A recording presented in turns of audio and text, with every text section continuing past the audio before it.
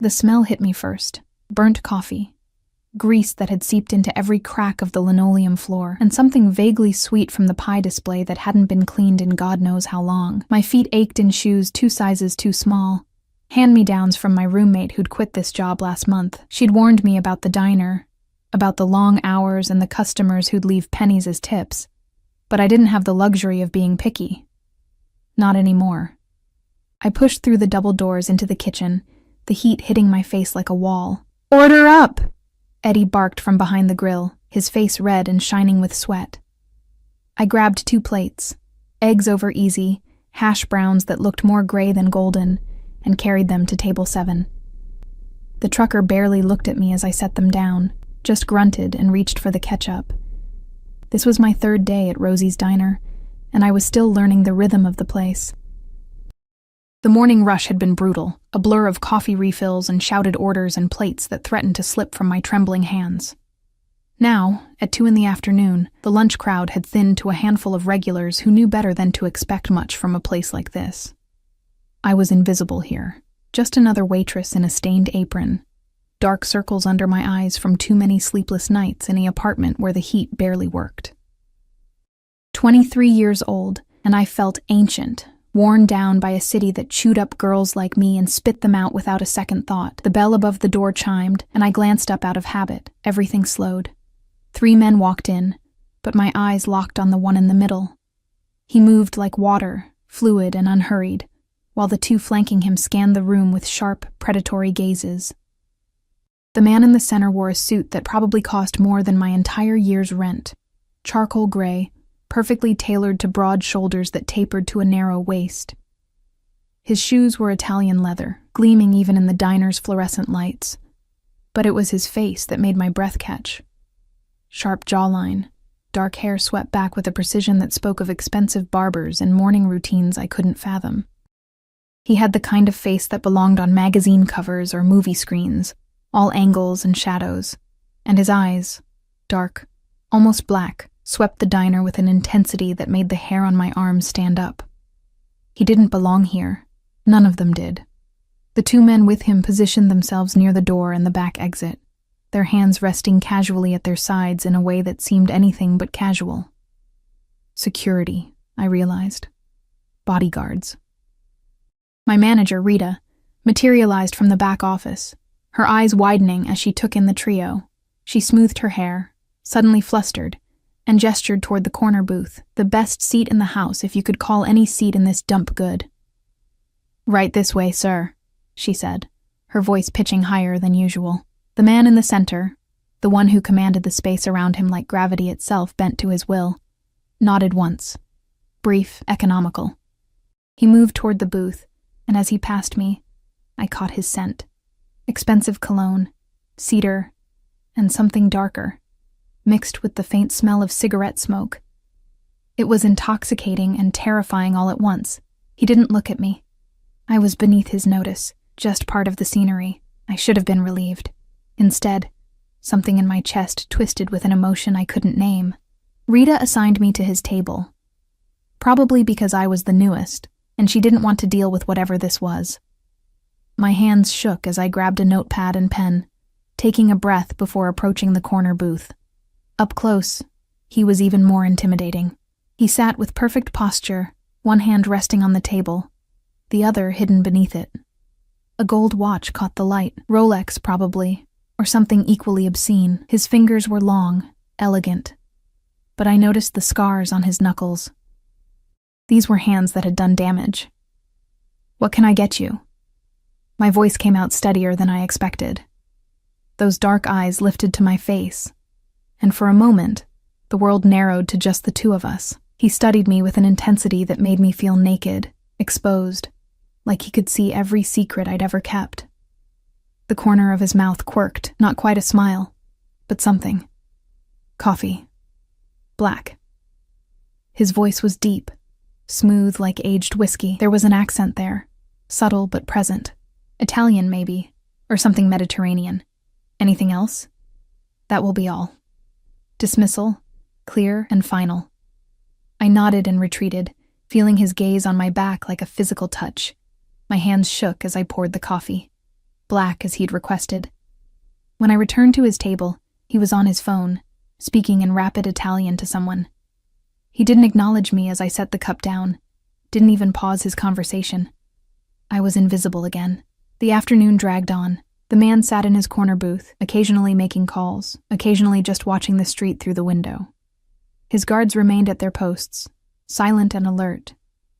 Other customers gave them a wide berth, sensing something dangerous, even if they couldn't articulate what. At 4 o'clock, the bell chimed again. 2 men entered, but these were different. Ragged clothes, wild eyes, the kind of desperate energy that set off alarm bells in my head. One of them had a gun. I saw it tucked into his waistband as he moved. Oh God, everything happened so fast. The taller one, stringy hair, track marks on his arms, pulled out the gun and fired a shot into the ceiling. The sound was deafening in the enclosed space. Someone screamed. I dropped the coffee pot I'd been holding, and it shattered on the floor, hot liquid splashing across my legs. "Nobody fucking move!" the gunman shouted. "This is a robbery! Wallets, phones, jewelry, everything in the bag now." His partner, shorter and twitchy, started moving through the diner with a dirty canvas bag. I saw the man in the corner booth shift, saw his guards reach for something, but he stopped them with a slight movement of his hand. His face was calm, almost bored. As he watched the chaos unfold, the shorter robber reached my station, thrust the bag at me. "Come on, bitch, hurry up." I fumbled for my apron pocket, where I kept my tips, maybe $20 in crumpled bills. My phone.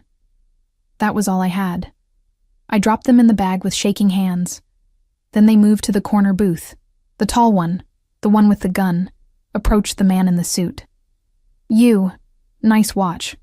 Give it here." The man looked up slowly, and I saw something flicker in his eyes. Not fear. Something colder. More dangerous. "I don't think so," he said quietly. The gunman laughed. A manic sound. "You think you're tough?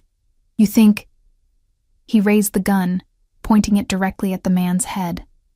I didn't think, didn't plan. My body just moved. I lunged forward, grabbing the gunman's arm just as he squeezed the trigger.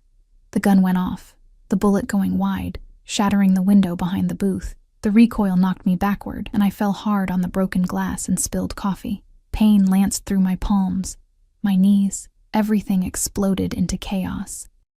The 2 guards moved like lightning, guns suddenly in their hands. The shorter robber tried to run and was slammed face first into a table. The gunman whirled toward me, rage contorting his features, and for a moment I thought I was going to die right there on the filthy diner floor. Then the man in the suit was there. He moved faster than should have been possible for someone so large, so solid. One moment he was sitting, the next he had the gunman's wrist in his hand, twisting it with surgical precision. I heard bones crack. The gun clattered to the floor. The gunman screamed. The man in the suit looked down at me, his dark eyes unreadable. "Are you hurt?" I couldn't speak, couldn't breathe. Blood dripped from my palms where glass had cut into them. My knees throbbed, but I shook my head. Sirens wailed in the distance, growing closer. "Matteo," the man said, not looking away from me. "Handle this." One of the guards, Matteo apparently, nodded and spoke rapidly into a phone. The other guard had both robbers subdued, hands zip-tied behind their backs. The man in the suit crouched down in front of me, and I caught his scent again, that intoxicating mix of cologne and danger. He reached out and I flinched, but he only turned my hand over gently, examining the cuts. "Brave," he murmured, almost to himself. Or foolish. Perhaps both. My voice cracked. I didn't want anyone to get hurt. Those dark eyes met mine, and something passed between us, something electric and terrifying and inevitable. "What's your name?" "Emma," I whispered. "Emma Hayes." He nodded slowly, as if filing this information away somewhere important. "Emma." The way he said my name made it sound like something precious, something worth remembering. The police burst through the door, guns drawn. Everything dissolved into shouting and questions, and hands pulling me to my feet. Paramedics appeared, fussing over my cuts, wrapping my palms in gauze. I watched through the chaos as the man in the suit spoke to the police. Not pleading or explaining, but stating facts in that same calm, authoritative voice. Within minutes, the officers were nodding, deferential. The robbers were hauled away, and then he was gone. Just like that. Disappeared into a black SUV that had been waiting outside. I hadn't even noticed it arrive. Rita sent me home early, told me to take the next day off. I walked to the bus stop in a daze, my bandaged hands throbbing. The whole thing felt surreal, like a fever dream. That night, I couldn't sleep. I kept seeing those dark eyes, kept feeling the ghost of his touch on my hand. Kept wondering who he was, what kind of man traveled with armed guards and made police officers nervous. I should have been afraid.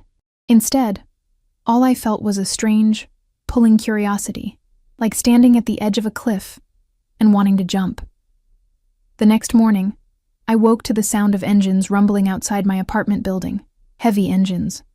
Multiple vehicles. I dragged myself to the window, still half asleep, and looked down at the street below. 4 black SUVs were parked in front of Rosie's diner across the street. Their windows tinted so dark they looked like holes in reality. Men in suits stood beside them, waiting. Watching. My phone buzzed. Unknown number. Come to the diner. Now. My heart hammered against my ribs. Every instinct screamed at me to stay inside, lock the door, pretend I'd never seen the message, but I was already reaching for my jacket, already walking toward whatever waited for me below. The morning air bit at my face as I crossed the street, my breath forming small clouds that dissipated into nothing. My bandaged hands were shoved deep into my jacket pockets, both to hide them and to stop their trembling. The SUVs loomed larger with each step, their polished black surfaces reflecting the gray November sky like dark mirrors. One of the men, not Mateo from yesterday, but someone cut from the same cloth, opened the diner door before I could reach for the handle. He didn't speak, just gestured inside with a slight tilt of his head. His eyes never quite met mine, but I felt evaluated nonetheless, measured and catalogued in a single glance. The diner was empty, completely empty. The open sign glowed in the window, but there were no customers, no Rita, no Eddie cursing behind the grill, just silence and the hum of the ancient refrigerator units. He sat in the same corner booth. Daylight streaming through the repaired window caught the angles of his face, making him look almost unreal. He'd removed his suit jacket, and his white shirt was rolled up to his elbows, revealing forearms that were all lean muscle, and more of those scars. A cup of coffee sat in front of him, untouched, steam still rising from its surface. "Sit," he said. Not a request. My legs carried me forward before my brain could engage. I slid into the booth across from him, the vinyl cracking beneath me, and forced myself to meet his gaze. Those dark eyes studied me with the same intensity as yesterday. But there was something different now. Something almost curious. "You didn't have to come," he said finally. "Your text suggested otherwise." The corner of his mouth twitched. "Fair. But you could have run, gone to the police, disappeared." "Should I have?" He leaned back, and the movement was so fluid it seemed choreographed. "Most people would have. Smart people." He paused, his fingers drumming once against the table, a brief break in his otherwise perfect control. "You saved my life yesterday. I started, but he held up one hand. "Don't diminish it. That man was going to shoot me. You stopped him." He reached inside his shirt pocket and pulled out a business card, sliding it across the table. Heavy cardstock. Minimalist design. Just a name and a phone number. Dante Moretti. The name resonated somewhere in the back of my mind. A warning bell I couldn't quite place. I picked up the card with my bandaged fingers, the gauze catching slightly on the paper's edge. "I don't understand what this is," I said slowly. "I pay my debts, Emma." The way he said my name again, like a caress, like a claim, made heat pool in my stomach despite the fear. "You risked your life for mine. That means something. It means I owe you. You don't owe me anything." His eyes darkened. "Yes, I do, and the Moretti family always pays its debts." Moretti. The name clicked into place then, puzzle pieces forming a picture I didn't want to see. I'd heard whispers, read headlines. The Moretti family controlled half the city's underground. Drugs, gambling, protection rackets. They were organized crime royalty, untouchable and dangerous. And I'd save the life of what? A captain? An enforcer? Who are you? I whispered. I think you've already figured that out. He took a slow sip of his coffee, watching me over the rim.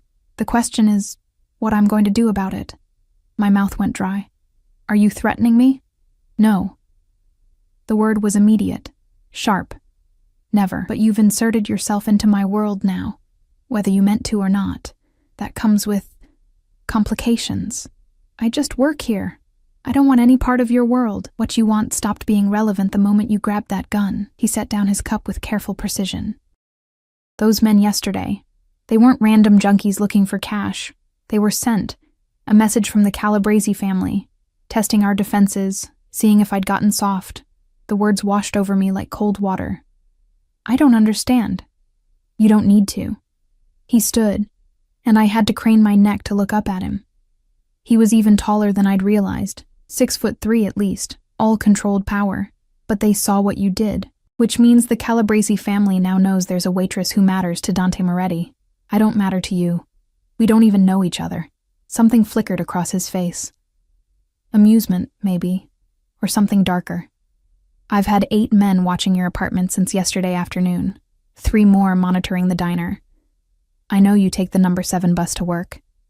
I know you share a 2-bedroom walk-up with a roommate named Jessica who works nights at St. Mary's Hospital.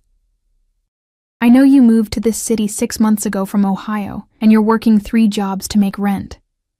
The blood drained from my face. You had me investigated? I protect what's mine. I'm not yours. The words came out too loud, too sharp. His expression didn't change, but something in the air shifted, became heavier, more dangerous. You became mine when you took a bullet meant for me. He said it so calmly, as if stating a simple fact like the sky being blue or water being wet. Whether you accept that or not doesn't change reality. I stood on shaking legs, my chair scraping against the floor. This is insane. I'm leaving. Sit down, Emma. No. I don't take orders from you. For a long moment we stared at each other, and I saw something like respect flicker in those dark eyes. Then he sighed, a sound almost human, and gestured to the booth. Please, he added. The word sounded foreign in his mouth, unpracticed. 5 more minutes. Then you can leave if you want. Maybe it was the please that did it, that tiny crack in his armor. Or maybe I was just as foolish as he'd suggested. Either way, I sat back down. Better. He returned to his seat, and when he spoke again, his voice had lost some of its edge. I'm not here to threaten you or cage you. I'm here to offer you a choice. What kind of choice? You can go back to your life, keep working here, keep taking the bus, keep struggling to make rent. I'll have my men watching from a distance to make sure the Calabrese family doesn't try anything, but you'll barely notice them. Or, his gaze intensified, or you let me protect you properly. There's a position open at one of my establishments. A high-end restaurant in the business district. Better hours, better pay, better tips, private security. You'd be safe, comfortable. In exchange for what? Nothing. He leaned forward, his elbows on the table, close enough that I could see flecks of amber in his dark eyes. I don't demand payment for protection, Emma. You saved my life. This is me returning the favor. It sounded too good to be true. It was too good to be true. Why do I feel like I'd be trading one cage for another? Because you're smarter than you look. No insult in the words, just acknowledgement. Working for me means entering my world. It means people will assume you're under my protection, which you are, but they'll think it means more. It means you'd be seen as... He paused, choosing his words carefully. Associated with me. As what? Your mistress? The word hung between us, ugly and raw. No, he said quietly. As someone I value. That's all you need to be. My heart hammered so hard I thought he might hear it. And if I say no to both options? His jaw tightened almost imperceptibly. Then you're a fool. The Calabrese family doesn't forget. They'll come for you eventually, testing to see if you really matter to me, or if you were just collateral damage, and I can't protect you if you won't let me. So it's not really a choice at all. Life rarely offers real choices, Tesoro, just different flavors of consequence. The Italian endearment rolled off his tongue like honey, and I hated how it made my stomach flip. I looked down at my bandaged hands, at the worn formica table, at anything but those penetrating eyes. I need to think about it, I said finally. You have until tomorrow morning. He pulled out his phone, typed something quickly. My phone buzzed in my pocket. My personal number. Call me with your decision by 9 a.m., or I'll make it for you. You can't just... Yes, I can. He stood again, buttoning his cuffs with precise movements. I can and I will, because leaving you vulnerable is not an option I'm willing to entertain. He pulled on his suit jacket, transforming back into the polished, dangerous man who'd first walked into the diner. One more thing. What? The owners of this establishment have been very understanding about giving you time off, paid time off. Use it wisely. He was gone before I could respond, his guards materializing from wherever they'd been waiting to flank him out the door. Through the window, I watched him slide into the middle SUV, watched the convoy pull away with the smooth precision of a military operation. The diner felt emptier than ever in his absence. My phone buzzed again. Another text from his number. The bandages need changing. There's a doctor at this address who'll see you. No questions asked. Go today. I stared at the screen until it went dark, my reflection ghostly in the black glass. What the hell had I gotten myself into? I went to the doctor. I told myself it was practical. My hands hurt, and I couldn't afford a real hospital visit anyway. The address led me to a brownstone in a neighborhood I'd never have dared enter before, where a woman with kind eyes and no curiosity cleaned my wounds properly and applied fresh bandages. You're lucky, she said as she worked. Could have been much worse. Lucky. Right. I spent the rest of the day in my apartment, staring at Dante's business card, at his number in my phone. Jessica came home from her shift and immediately noticed something was wrong. Em? You okay? Rita said something happened at the diner yesterday. A robbery? Yeah, I'm fine. You don't look fine. You look like you've seen a ghost, more like the devil, I thought. But I forced a smile and changed the subject, and eventually Jessica let it drop. She was too exhausted from her own shift to push, which I was grateful for. How could I possibly explain what had happened? How could I make her understand that I'd somehow stumbled into a world where men had armed guards and personal doctors, and the power to empty diners with a phone call? That night, I dreamed of dark eyes and expensive cologne, of hands with scarred knuckles reaching for me. I woke up tangled in sweat-soaked sheets, my heart racing, desire and fear warring inside me until I couldn't tell them apart. By 8 a.m., I still hadn't decided. By 8:30, I was pacing my apartment, wearing a path in the already worn carpet. At 8:45, my phone rang. Dante's number. I stared at it for 3 rings before answering. You're early, I said. I'm impatient. His voice was rough, like he'd just woken up, and the intimacy of it made my breath catch. Have you decided? I don't want to work for you. Silence. Then, explain. Because once I do, I can't go back. You said it yourself. And I don't want to think I belong to you. I don't want to be owned. I never said anything about owning you. Didn't you? I gripped the phone tighter. You've already decided my life for me. Surveillance, doctors, job offers. You're drawing a cage around me and calling it protection. To keep you alive. The roughness in his voice had transformed into something sharper, almost angry. Do you think this is easy for me? Do you think I enjoy knowing that my enemies might hurt you just to get to me? Then let me go. Forget about me. I can't. The words came out raw, honest. Believe me, I've tried, but every time I close my eyes, I see you lunging for that gun. I see you bleeding on that floor, and I know, that if something happened to you because I didn't protect you, it would destroy something in me I didn't even know could still be destroyed. My throat tightened. You don't even know me. Then let me. A pause. Please.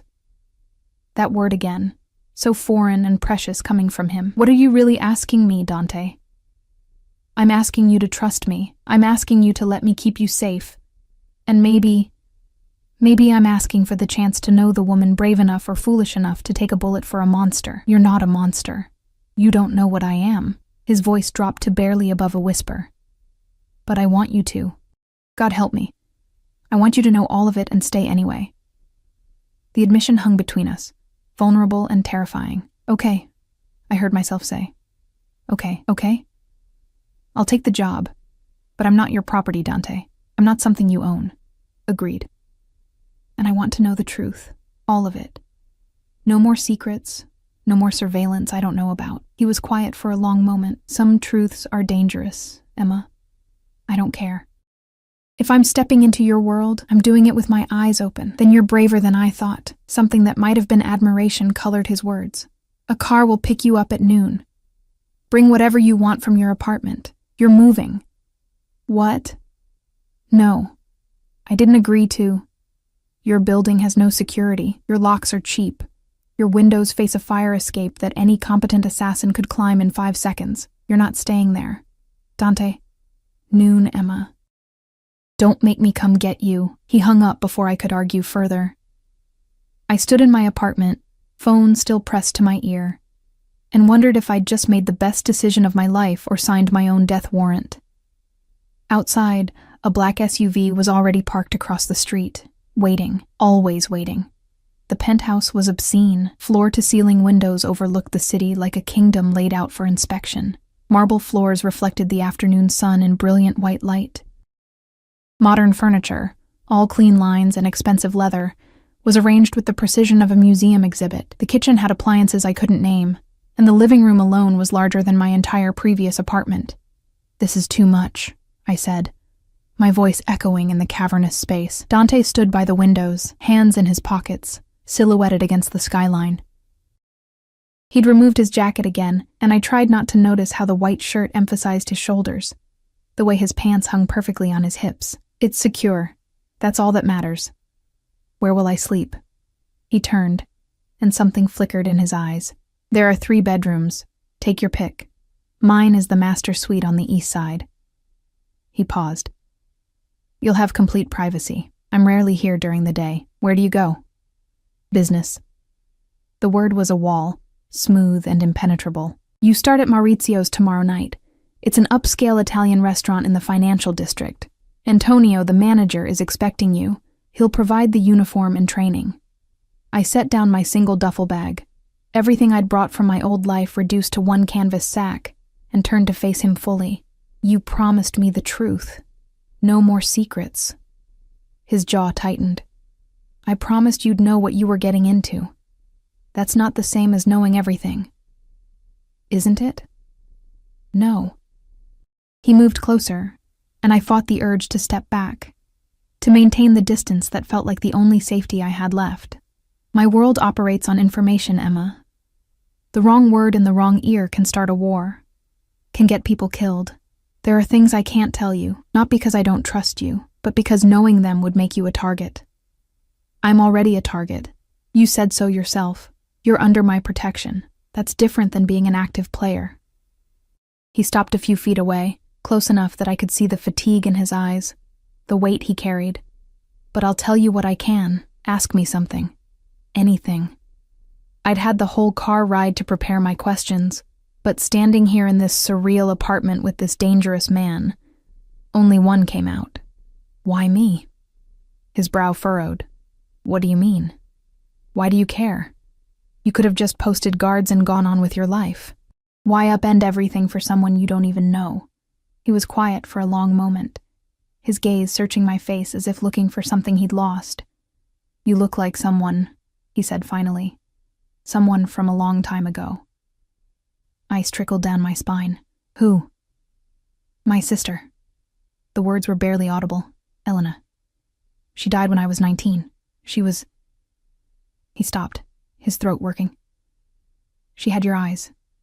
Your mouth. The way you move sometimes. It's like seeing a ghost. I'm sorry, I whispered. And I was. I could see the grief in him now, buried deep, but still bleeding. Don't be. It's not your fault you remind me of someone I failed to protect. His hands clenched at his sides, the only sign of emotion. But maybe that's why I can't let this go. Can't let you walk away vulnerable, because I watched Elena die, and I swore I'd never feel that helpless again. The admission hung between us, raw and honest, and I understood then that this wasn't just about debt or honor. This was about a man trying to save a ghost. "I'm not her," I said softly. "I know." He met my eyes again, and the intensity there stole my breath. "That's what terrifies me." Before I could respond, his phone buzzed. He pulled it out, read the screen, and his expression shifted, the vulnerability disappearing behind a mask of cold authority. "I have to go. Make yourself at home. There's food in the fridge, and if you need anything, there's a number programmed into the house phone. Security will bring up whatever you request. Dante, tomorrow night, 7 p.m. Don't be late."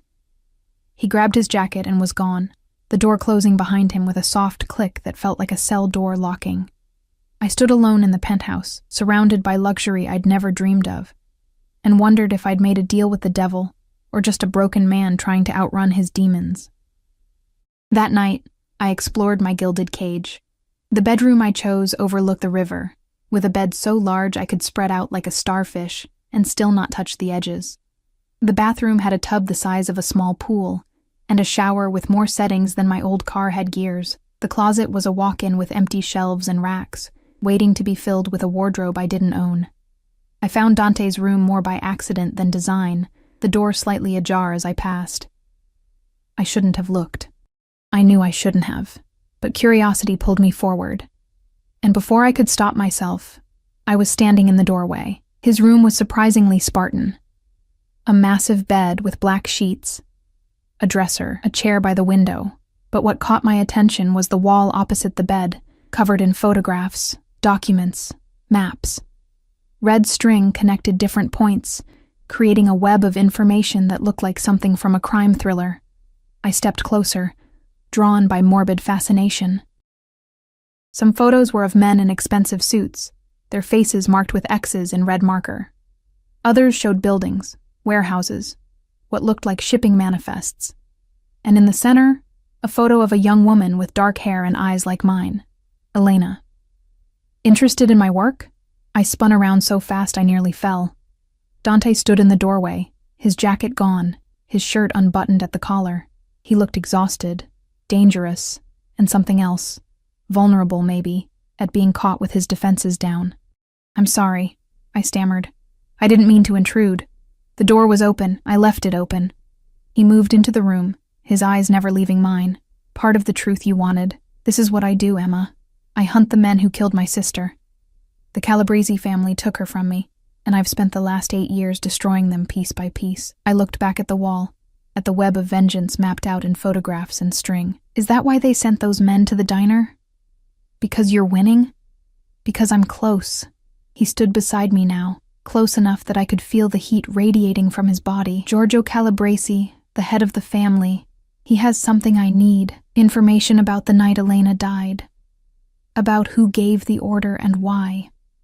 Once I have that, I can finish this. And then what?" His laugh was bitter. "Then I figure out who I am when I'm not consumed by revenge." I turned to face him, and the proximity stole my breath. We were inches apart, close enough that I could count his eyelashes, see the faint scar above his eyebrow. "You can't get her back, Dante, no matter how many people you destroy." "I know." His voice was rough. "But I can make sure no one else loses a sister because these animals think they're untouchable." His hand came up, almost involuntarily, and his fingers ghosted along my cheek. "I can keep you safe.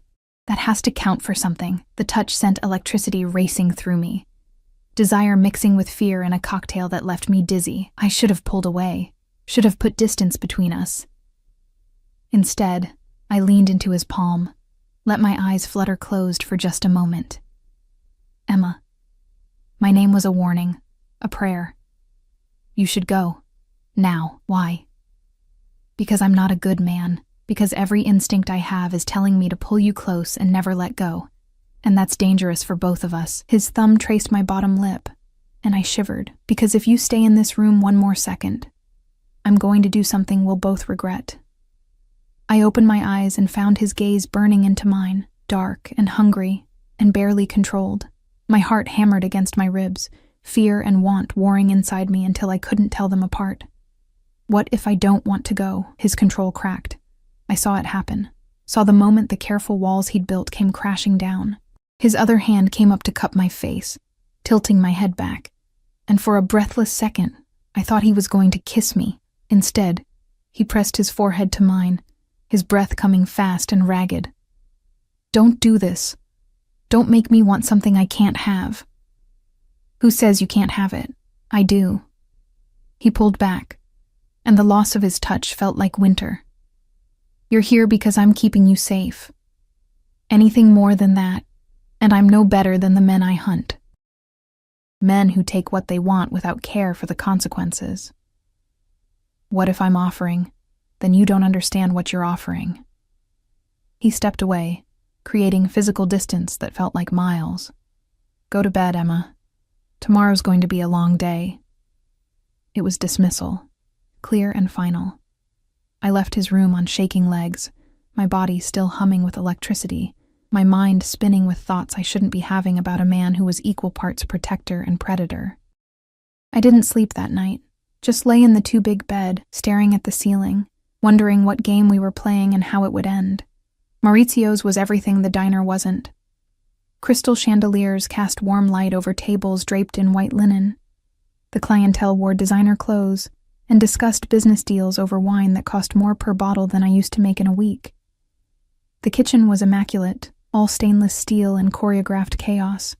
Antonio, the manager, was a compact Italian man with kind eyes and an accent thicker than Dante's. He walked me through the restaurant, pointing out sections and introducing me to the staff.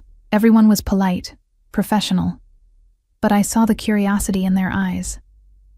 They knew I was connected to Dante somehow, and that made me interesting, or dangerous, or both. "You'll start with the smaller tables," Antonio explained, leading me to the staff room. "Learn the menu, learn the rhythm. Once you're comfortable, we'll move you to the VIP section." "The VIP section?" His smile was knowing. "Where Mr. Moretti's associates dine. Don't worry, they tip very well."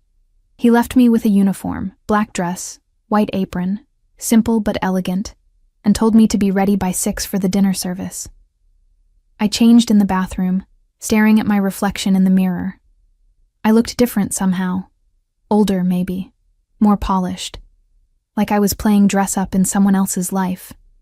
The evening shift was intense. I stumbled through orders, mixed up table numbers, spilled wine on my apron, but the other servers were patient, guiding me through the chaos with good humor. And the tips. God, the tips. I made more in one night than I'd made in a week at the diner. At 10 p.m. during a brief lull, Antonio called me to his office. "You did well for your first night," he said, gesturing for me to sit. "A few mistakes, but nothing terrible." "Thank you. Everyone's been very kind. They know you're important." He leaned back in his chair, studying me. "Mr. Moretti doesn't bring people into his world lightly. The fact that you're here means you matter to him." I started, but he held up a hand. "Whatever you are, it's none of my business. But I've worked for the Moretti family for 20 years, since Dante's father ran things. And I've never seen him look at someone the way he looks at you." My cheeks burned. "He doesn't look at me any particular way." Antonio's smile was sad. "Keep telling yourself that, Bella, but be careful. Men like Dante, they're dangerous even when they're trying to protect you. Especially then." Before I could respond, shouting erupted from the dining room. Antonio was on his feet instantly, moving with a speed that belied his age. I followed, my heart racing. In the main dining room, 2 men in dark suits faced off across a table. One I recognized. Marco, one of Dante's guards. The other was a stranger, tall and thin with a cruel mouth, and eyes like chips of ice. "Tell your boss," the stranger was saying, his voice carrying across the suddenly silent restaurant, "that Giorgio sends his regards and his condolences." Marco's hand moved to his jacket, but Antonio was already there, smooth and diplomatic. "Gentlemen, please. This is a place of business. Whatever disputes you have, take them elsewhere." The stranger's cold gaze swept the room and landed on me. I froze, pinned by the predatory focus in his eyes. He smiled, slow and terrible. "New girl," he said, "pretty." I can see why Dante's interested. He took a step toward me, and Marco moved to intercept, but the stranger just laughed. Relax, I'm just delivering a message. His eyes never left mine. Tell Dante that what he treasures can be taken. Just like he took from us. Then he was gone, disappearing out the front door before anyone could stop him. The restaurant erupted in whispers. Antonio ushered the remaining customers out with apologies and complimentary bottles of wine. Marco grabbed his phone, speaking rapidly in Italian. I stood frozen, the stranger's words echoing in my head. What he treasures can be taken. I wasn't safe here, wasn't safe anywhere, and Dante's protection might be the very thing that got me killed. Dante arrived 20 minutes later, and the temperature in the restaurant dropped 10 degrees. He moved through the front door like a storm given human form, his guards flanking him in tight formation. His face was a mask of cold fury, all the warmth I'd glimpsed in unguarded moments buried beneath ice. When his eyes found me, still standing frozen near the bar where Marco had positioned me, something flickered in their depths. Relief, maybe, or fear. Tell me exactly what he said. His voice was controlled, but I heard the razor's edge beneath it. Every word, Emma. I recounted the encounter, my voice steadier than I felt. Dante listened without interrupting, his jaw tightening with each sentence. When I finished, he turned to Marco and spoke in rapid Italian, too fast for me to catch more than a few words. Calabresi. Threat. Protection. Antonio, Dante said, switching back to English. Close early. Send everyone home with full pay. Station guards at every entrance. Already done, boss. Antonio nodded toward the kitchen where I could see staff filing out the back exit. What do you need from me? Keep your ears open. If Giorgio's men are getting bold enough to walk into my establishments, something's changed. Dante's hand clenched at his side. I want to know what. Antonio left, and suddenly it was just Dante, his guards, and me in the empty restaurant. The silence felt suffocating. You're angry, I said quietly. His eyes snapped to mine. Angry doesn't begin to cover it.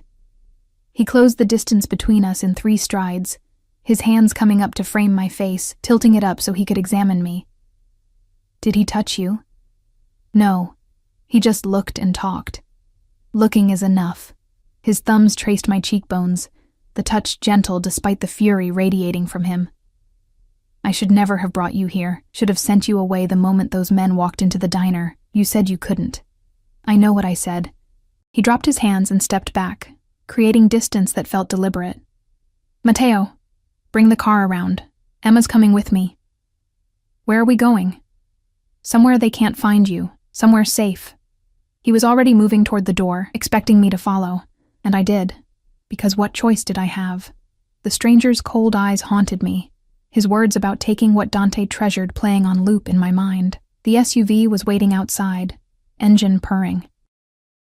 Dante held the door open, and I slid into the back seat, the leather cold against my legs. He climbed in beside me, and Matteo took the driver's seat. Another SUV pulled up behind us, Marco and 2 other guards. Where are we going? I asked again as we pulled into traffic. My family's estate, outside the city. Dante stared out the window, his profile carved from granite. No one knows about it except immediate family and my most trusted men. You'll be safe there. For how long? As long as it takes. That's not an answer. He turned to look at me then, and the raw emotion in his face stole my breath. Until I end this. Until Giorgio Calabresi is no longer a threat to you or anyone else I care about. You're going to kill him. It wasn't a question, but he answered anyway. Yes. The certainty in that single word should have terrified me. Instead, I felt something else. Something dark and primal that recognized the predator in him and responded to it. When? Soon. His hand found mine in the darkness of the car, his fingers threading through mine with surprising gentleness. I've been building toward this for 8 years. Every move, every decision, all leading to one moment, and now that it's finally here, all I can think about is you. What about me? That I'm about to do something that might get me killed, and the thought of leaving you alone is worse than the thought of dying. He laughed, bitter and raw. You've unmade me, Emma, In a matter of days, you've become the thing I can't lose. My throat tightened. You barely know me. I know you're brave. I know you throw yourself at armed men to save strangers. I know you look at me like I'm still human, even after seeing the monster. His grip on my hand tightened. I know that when I thought that bastard might have hurt you tonight, I wanted to burn the entire city to the ground. That's not knowing me. That's obsession. Maybe. He brought my hand to his lips, pressing a kiss to my knuckles that sent heat racing through me, but I'm past pretending otherwise. The rest of the drive passed in charged silence. We left the city behind, the lights fading into darkness as we wound through increasingly rural roads. Trees pressed close on either side, their branches forming a canopy overhead that blocked out the stars. Finally, we turned through iron gates that swung open at our approach. A long driveway led to a sprawling villa, all stone and elegant architecture that spoke of old money and older power.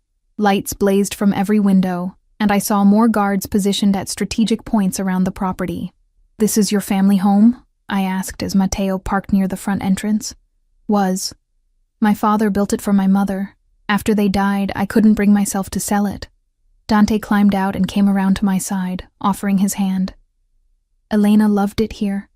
She used to run through those gardens like she owned the world." I took his hand and let him help me out. Our fingers still linked as he led me up the stone steps. The front door opened before we reached it, revealing a woman in her 60s with steel-gray hair and sharp eyes. "Dante," she said, her accent thick. "You bring a guest.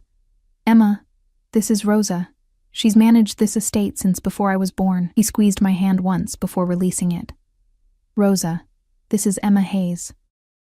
She'll be staying here for a while. Give her the blue room overlooking the gardens." Rosa's eyes swept over me, assessing, and I felt suddenly conscious of my waitress uniform, my cheap shoes, the fact that I clearly didn't belong in a place like this, but whatever she saw must have satisfied her, because she nodded and gestured for me to follow. "Come, child. I'll show you to your room." I glanced back at Dante, but he was already deep in conversation with Matteo, his phone pressed to his ear. The moment of vulnerability had passed, replaced by the cold authority of a man planning war. Rosa led me through hallways lined with portraits and expensive art, up a grand staircase, and down another corridor until we reached a door at the end. The blue room was stunning, all soft colors and antique furniture, with French doors that opened onto a balcony overlooking gardens I could barely make out in the darkness. "There are clothes in the closet," Rosa said, moving to light a fire in the stone fireplace. "Dante had them brought from the penthouse. If you need anything else, use the phone by the bed." "Thank you." She paused at the door, studying me again with those sharp eyes. "You're the one from the diner, the one who saved him." "I guess. He hasn't brought a woman here since Elena died." Rosa's expression softened slightly. "Whatever you are to him, be careful. Men like Dante, they don't know how to love without destroying." She left before I could respond, the door clicking shut behind her. I stood alone in the beautiful room, surrounded by luxury that felt like another cage, and wondered if Rosa was right, if being treasured by Dante Moretti was just another form of destruction. I woke to sunlight streaming through the French doors and the sound of voices drifting up from the gardens below. For a disoriented moment, I couldn't remember where I was. Then it all came crashing back. The restaurant, the threat, the midnight drive to this estate. I climbed out of bed and moved to the balcony, pushing open the doors. The gardens were breathtaking in daylight, all manicured hedges and flower beds that probably cost more to maintain than most people's mortgages. And in the center, on a stone patio, Dante sat at an iron table with 3 other men. Even from this distance, I could feel the tension. Papers were spread across the table, and one of the men, older, with silver hair, was gesturing emphatically while speaking in Italian. Dante listened with that same cold focus I'd seen in the restaurant, occasionally interjecting with questions or commands. This was him in his element. The Don, the boss, the man who held life and death in his hands. I should have been terrified. Instead, I couldn't look away. As if sensing my gaze, Dante's head turned, his eyes finding mine across the distance. Even from here, I felt the impact of that look, possessive, protective, hungry. He said something to the men, then stood and walked toward the villa, disappearing from view. My heart hammered as I heard footsteps in the hallway, then a knock at my door. "Come in," I called, already knowing who it would be. Dante entered, and he looked different in daylight, softer somehow, despite the same expensive suit and controlled movements. He'd shaved, and I caught the scent of his cologne as he crossed to where I stood on the balcony. "You slept well?" he asked. "As well as can be expected." I gestured toward the gardens. "Important meeting?" "Planning." He leaned against the balcony railing, his eyes on the horizon. "Giorgio has made his move by threatening you. Now I make mine." "When?" "Tonight." He turned to face me, and I saw the resolve in his expression. "There's a shipment coming in. Weapons that Giorgio needs for a territorial push. We're going to intercept it, cut off his supply line and force him into the open." Fear coiled in my stomach. "That sounds dangerous." "It is." "Then why are you telling me? Why not just keep me here in ignorance?" His jaw tightened. "Because you asked for the truth, because you deserve to know what's happening and why." He reached out, tucking a strand of hair behind my ear. "Because if something goes wrong tonight, I need you to know that everything I've done, bringing you here, protecting you, turning your life upside down, all of it was to keep you safe. Dante, listen to me." His hands framed my face, his forehead dropping to rest against mine. "If I don't come back, Matteo has instructions. He'll take you somewhere far from here, set you up with a new identity, enough money to start over. The Calabresi family will have no reason to come after you if I'm gone. Stop talking like you're already dead." I'm being realistic. His breath ghosted across my lips, and desire pooled hot and urgent in my stomach. "I've made a lot of enemies, Emma. Tonight I'm walking into a situation where any one of them could end me. I need to know you'll be okay if that happens. I don't want you to die for me. I'm not dying for you. I'm living for you." His thumbs traced my cheekbones, and I saw his control cracking again, saw the want in his eyes that matched the ache in my own chest. "That's what you've given me. A reason to survive this instead of just seeking revenge. Then survive it." I grabbed his shirt, fisting the expensive fabric in my hands. "Come back to me. Emma." My name was a warning, a plea. I didn't let him finish. I pulled him down and pressed my lips to his. For a heartbeat, he froze. Then his control shattered completely. He kissed me like a drowning man finding air, his hands sliding into my hair, tilting my head to deepen the angle. His mouth was hot and demanding, tasting of coffee and something darker, more dangerous. I melted against him, all my fears and doubts burning away in the heat of his touch. When we finally broke apart, both breathing hard, his eyes were nearly black with desire. "That was a mistake," he said roughly. "I don't care. You should." But even as he said it, he was kissing me again, backing me into the room, his hands sliding down my sides to grip my hips. "You should run from me, should hate me for what I am. I can't." The admission came out breathless as his lips found my neck, my collarbone, the hollow of my throat. "I've tried." He lifted his head, and the vulnerability in his face broke something in me. "If I start this, I won't be able to stop, won't be able to let you go. Good." I pulled him down for another kiss, pouring everything I couldn't say into it. The fear, the desire, the impossible connection that had formed between us in such a short time. His phone buzzed, shattering the moment. Dante pulled away with a curse, checking the screen. His expression hardened. "I have to go. The meeting, they need final authorization." "Tonight," I said. "You'll come back tonight." It wasn't a question, but he answered anyway, pressing one last kiss to my forehead. "Tonight." "I promise." Then he was gone, leaving me alone with my racing heart and the taste of him still on my lips. I stood on the balcony and watched him return to the meeting, watched him transform back into the cold, controlled Don who planned wars and ended lives. And I prayed to a God I'd stopped believing in that he'd keep his promise. That tonight wouldn't be the last time I saw him alive. The hours crawled by like years. Rosa brought me lunch on a silver tray. Soup I couldn't taste, bread I couldn't swallow. She didn't ask questions, just squeezed my shoulder once before leaving me alone with my spiraling thoughts. I paced the blue room until I'd memorized every detail, the way afternoon light painted gold across the hardwood floors, the faint smell of roses drifting up from the gardens, the distant sound of guards changing shifts. Dante had left at noon with Matteo and a convoy of SUVs. The villa felt emptier in his absence, like all the air had been sucked out and replaced with waiting. By 7 p.m., I couldn't take it anymore. I left my room and wandered the halls, finding my way to what must have been Dante's study. The door was unlocked, and inside, I found more evidence of the man behind the monster. Shelves lined with books in Italian and English, a desk covered in paperwork, and on the wall, more photographs of Elena. She'd been beautiful, dark hair cascading past her shoulders, eyes that sparkled with mischief and joy. In one photo, she stood beside a younger Dante, both of them laughing at something off camera. He looked so different then.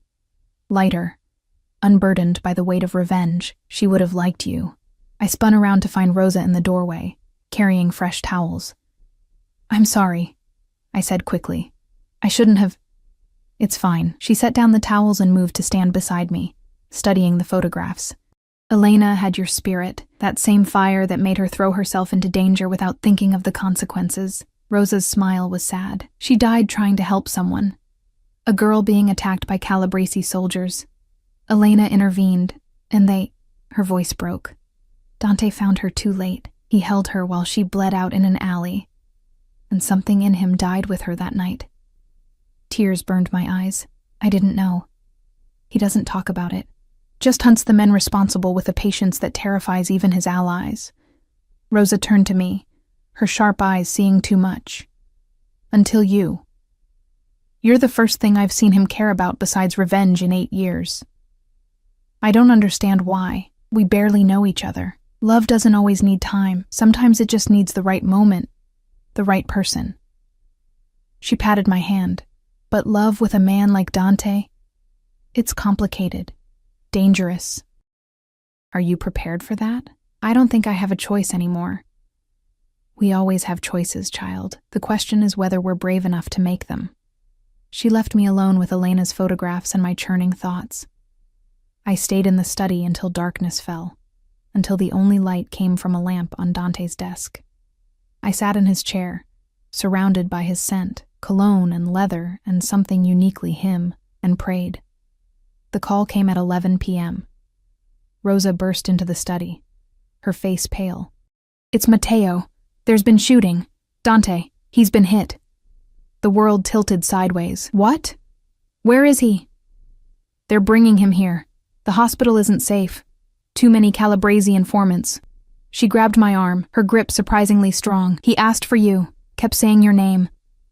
I ran. Down the hallways, down the grand staircase, through the front door, and out into the night where headlights were cutting through the darkness. The lead SUV screeched to a halt, and Matteo jumped out, his shirt covered in blood. "He's alive," Matteo said before I could ask. "Bullet caught his shoulder. Lost a lot of blood, but he's alive." 2 guards emerged from the back seat, half carrying, half dragging Dante between them. His face was ashen, his shirt soaked red, but his eyes found mine immediately. "Emma." My name came out rough, pained. "I'm here." I rushed to his side, my hands hovering uselessly. "I'm right here." They carried him inside to a room I hadn't seen before. A medical suite complete with monitors and equipment that looked like it belonged in a hospital. A doctor was already waiting, a woman with steady hands and no questions. "Out," she ordered. "All of you except the one holding his hand." She meant me. I realized I'd grabbed Dante's hand without thinking, was clutching it like a lifeline. The others filed out, leaving just the 3 of us in the sterile room. "This is going to hurt," the doctor said to Dante as she cut away his shirt, revealing the wound in his shoulder. Blood still oozed from the entry point, dark and thick. The bullet went through. "That's good. Means I won't have to dig for it. But I need to clean and stitch." "Just do it!" Dante gritted out. What followed was brutal. The doctor worked with efficient precision, cleaning the wound with alcohol that made Dante's hand tighten around mine until I thought my bones would crack. He didn't scream, didn't make a sound except for harsh breathing through clenched teeth. but I felt his pain in every tremor, every spike in his pulse where my fingers pressed against his wrist. "Talk to me," he said suddenly, his eyes squeezed shut. "Please, Emma. Talk to me." "About what?" "Anything, everything. I need to hear your voice." So I talked. I told him about Ohio, about my childhood in a small town where everyone knew everyone, about my mother who'd died when I was 16, my father who'd remarried too quickly to a woman who made it clear I wasn't welcome, about coming to the city with nothing but hope and a duffel bag, about working 3 jobs and still barely scraping by. "I was drowning," I whispered as the doctor began stitching. "Every day felt like treading water, knowing eventually I'd go under. And then you walked into that diner and everything changed. You changed it." His eyes opened, finding mine. "For better or worse, I don't know yet." I brushed sweat-dampened hair from his forehead. "Ask me again when you're not bleeding all over expensive sheets." That pulled a ghost of a smile from him. "Deal." The doctor finished 30 minutes later, bandaging his shoulder with tight professional efficiency. "You'll live, but you need rest. Real rest. Not whatever macho bullshit you're planning." She packed up her supplies. "I'll be back tomorrow to check the wound. Call if there's fever or increased bleeding." She left, and suddenly it was just the 2 of us in the quiet room. Dante struggled to sit up, and I helped him, propping pillows behind his back. "What happened out there?" I asked. "We intercepted the shipment, but Giorgio was expecting us, had twice the men we anticipated." His jaw tightened. "We lost 2 of mine, good men with families. I'm sorry." "So am I." He reached for me with his good arm, pulling me down to sit on the edge of the bed. "But we got what we came for, the weapons, and more importantly, Giorgio's ledger. Names, dates, every dirty deal he's made in the last 5 years, including proof that he ordered the hit on Elena." My breath caught. "So it's over?" "Almost." His hand cupped my face, thumb stroking my cheek. "I have enough to bury him now, to turn over to the authorities and watch him rot in prison, or what? Or I can end it myself, 1 bullet, clean and final. The way he deserves." I heard the question beneath the words. What kind of man did I want him to be? The one who sought justice through the system? Or the one who took it with his own hands? "What do you want?" I asked quietly. He was silent for a long moment, his dark eyes searching mine. I thought I wanted his blood, thought nothing else would satisfy the rage that's been eating me alive for 8 years. His hand slid into my hair, cradling the back of my head. "But sitting in that SUV, bleeding, thinking I might die before seeing you again. All I wanted was this. You. A chance at something other than revenge. You can have both." "No." His voice was firm. "If I kill him, I become exactly what Elena would have hated. A murderer who puts vengeance above everything else, including the people I love." He pulled me closer, until our foreheads touched. "I'm choosing you, Emma.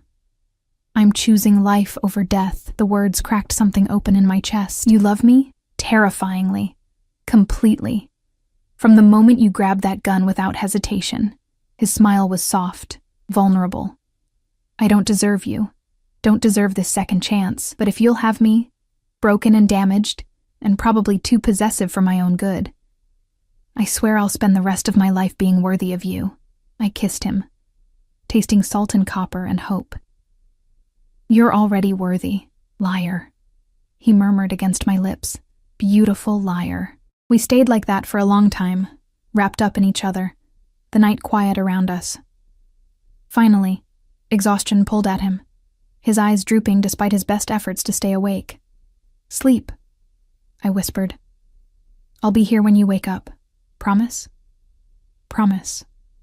I watched him drift off, his breathing evening out, his face relaxing into something almost peaceful. Then I slipped out of the room and found Matteo waiting in the hallway. "How is he?" Matteo asked. "Alive. Choosing justice over revenge." I met his eyes. "What happens now?" "Now we turn over everything we have to the federal prosecutor, a man Dante's family has carefully cultivated as an ally over the years. Giorgio Calabresi will be arrested by morning, along with most of his top lieutenants. The family will be dismantled from the inside." "And Dante?" walks away clean. He's always been careful to keep his hands relatively unstained. No drugs, no human trafficking, nothing that can't be explained as legitimate business. Matteo's smile was grim. He learned from his father's mistakes. Built an empire that can withstand legal scrutiny while still commanding respect in the underworld. It should have bothered me, this pragmatic approach to criminality. But I'd stopped pretending Dante was anything other than what he was. A man who operated in shades of gray, who balanced brutality with honor, who commanded an empire built on fear and loyalty in equal measure. And somehow, impossibly, I loved him anyway. 3 months later, I stood in the gardens of the villa, watching spring paint the world in shades of green and gold. Giorgio Calabrese had been convicted on 12 counts of racketeering, murder, and conspiracy. He'd die in prison, a slow death that felt more fitting than a bullet ever could have. The Moretti Empire had stabilized, the power vacuum filled by Dante's careful maneuvering. He'd restructured, pivoting toward legitimate businesses while maintaining enough of the old ways to keep his position secure. It was a delicate balance, but he walked it with the same controlled grace he brought to everything. I heard his footsteps on the stone path behind me, felt his arms wrap around my waist, his chin resting on my shoulder. "What are you thinking about?" he asked. "How different my life is now, how 3 months ago I was invisible. Now I gestured to the gardens, the villa, the life we were building together. "This. Visible," he finished. "Treasured, mine." I turned in his arms, looping my hands around his neck. The scar on his shoulder had healed to a thin white line, a reminder of the night everything changed. "Yours," I agreed, "but you're mine too. That's how this works." I like the sound of that. He kissed me, slow and sweet, the kind of kiss that spoke of time and tomorrow and all the days after. When we broke apart, he pulled a small box from his pocket. I was going to wait, do something elaborate and romantic. But I've never been good at waiting. He opened the box, revealing a ring. A simple band with a single diamond that caught the sunlight and threw rainbows across the garden. "Marry me," he said. Not a question, but not quite a command either. Something in between, something that left room for me to choose. "Let me spend the rest of my life keeping you safe and happy, and so thoroughly loved you'll never doubt it." "That's not very romantic," I teased, even as tears pricked my eyes. "No?" His smile was crooked, vulnerable. "How about this? You saved my life, and now I want to spend every day of mine giving you reasons to be glad you did. You walked into my darkness and somehow made me want to find the light. I'm not a good man, Emma, but I'm trying to be better, for you. Because of you. Yes." The word came out choked with emotion. "Yes, I'll marry you." He slipped the ring onto my finger, and it fit perfectly, like it had always belonged there, like I'd always belonged here, in this garden, in his arms, in this impossible life we'd stumbled into together. We were an unlikely pair, the waitress and the dawn, the woman who'd had nothing, and the man who'd had everything except peace. But somehow, against all odds, we'd found each other. Found something worth fighting for beyond revenge or survival. Found love in the last place either of us expected.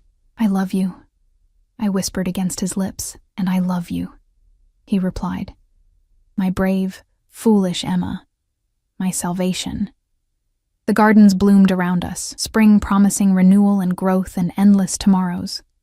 In the distance, I could hear Rosa humming in the kitchen, guards changing shifts, life continuing in its complicated, messy, beautiful way. I'd saved a stranger's life in a moment of instinct, and he'd given me a future I'd never dared to dream of. Not perfect.